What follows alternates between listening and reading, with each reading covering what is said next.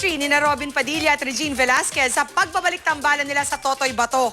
At dahil dito, totoo bang nagseselos si Ogie Alcacid? Alamin sa chika ni Lars Santiago.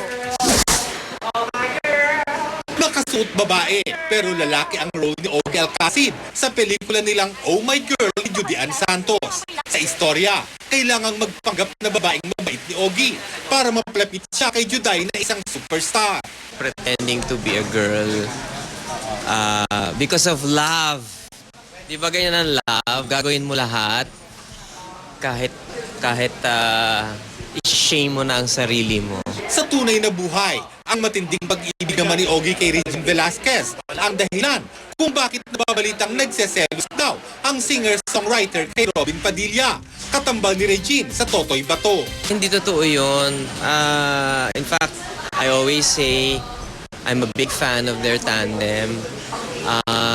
They really have chemistry. Alam daw ni Ogie na wala siyang dapat ipag-alala sa pakikitambal ni Regine kay Robin. Si Robin ay napakamaginoong tao, di ba? Walang dapat ipangamba. At tatandaan na namin para dyan sa mga ganyan. Lars Santiago, updated sa showbiz happening.